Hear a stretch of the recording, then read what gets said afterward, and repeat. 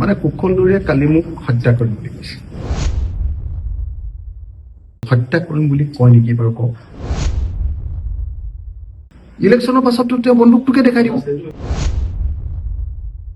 সন্ত্ৰাসৰ ৰজাজনক যদি শিৱসাগৰৰ নিচিনা ঐতিহাসিক ঠাইখনত জিকাবলৈ হয়, তেতিয়াহ'লে আৰু শিৱসাগৰ নামটোকে বদলাই দিব লাগিব।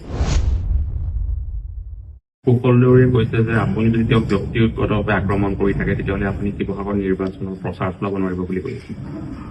মানে কুশলদৰীয়ে কালি মোক হত্যা কৰিম বুলি কৈছে। মানে আপোনাক হত্যাকাৰী তেওঁ মোক কালি হত্যা কৰিম বুলি কৈছে।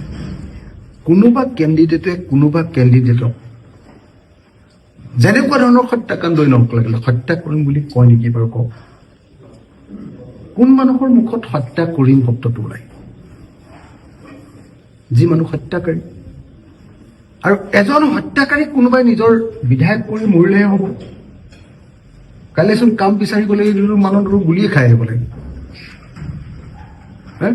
আপোনালোকে নিজে চাওকচোন, কুশলদৰীক যদি কাইলৈ জিকাই দিয়ে আৰু যদি তেওঁ সদায় হত্যা এইবিলাকেই কথা কৈ থাকে আৰু অসমৰ আটাইতকৈ ডাঙৰ হত্যাকাৰী বুলি তেওঁক আমি জানোৱেই, তাৰপিছত কোন মানুহে তেওঁৰ ওচৰত কাম বিচাৰি যাব পাৰিব? এতিয়া ইলেকশ্যনৰ আগতে ভালকে মাতিব, ইলেকশ্যনৰ পাছততো তেওঁ বন্দুকটোকে দেখাই দিব, য'তে ত'তে মাৰি দি দিব।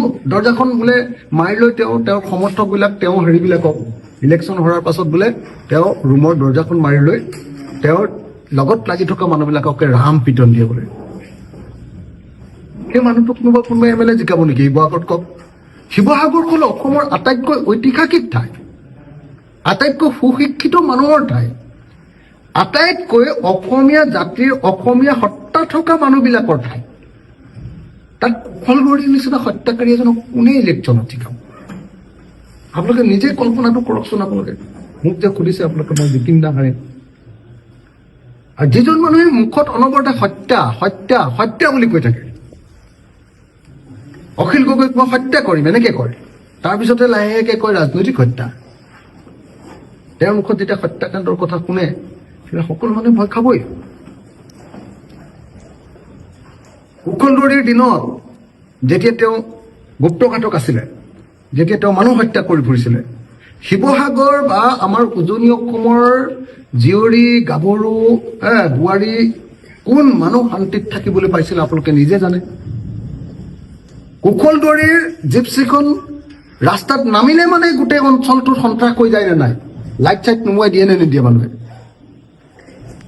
সেই সন্ত্ৰাসৰ ৰজাজনক, সন্ত্ৰাসবাদী বুলি কোৱাটো বাদেই দিয়ক আপুনি, সন্ত্ৰাসৰ ৰজাজনক যদি শিৱসাগৰৰ নিচিনা ঐতিহাসিক ঠাইখনত জিকাবলৈ হয়, তেতিয়াহ'লে আৰু শিৱসাগৰ নামটোকে বদলাই দিব লাগিব। শিৱসাগৰক আৰু ঐতিহ্যস্থলী বুলি আমি ক'ব নোৱাৰিম আৰু।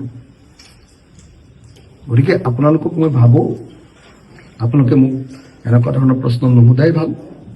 কাৰণ খালি যিটো কথা কৈছে যে মই তেওঁক যদি সমালোচনা কৰি থাকোঁ তেতিয়াহ'লে মোৰ মানুহ তাত ইলেকশ্যন কেম্পেইন কৰিব নোৱাৰিব, ভয় ভীতি প্ৰদৰ্শন। আমাৰ শিৱসাগৰ তেনেকুৱা নহয়। তেওঁ থাওৰাত কৰিছিলে, শিৱসাগৰত সেইটো কৰিলে পাব্লিকে কি কৰিব পাব্লিকে গম পাই যাব। সেইকাৰণে মই এই মুহূৰ্তত স্পষ্ট ভাষাৰে ক'ব খোজো যে অখিল গগৈ জিকা হৰাটোত এইটো কথা সোধাৰ কোনো প্ৰয়োজন নাই। সেইটো শিৱসাগৰৰ জনতাই ইতিমধ্যে সিদ্ধান্ত লৈ থৈছে।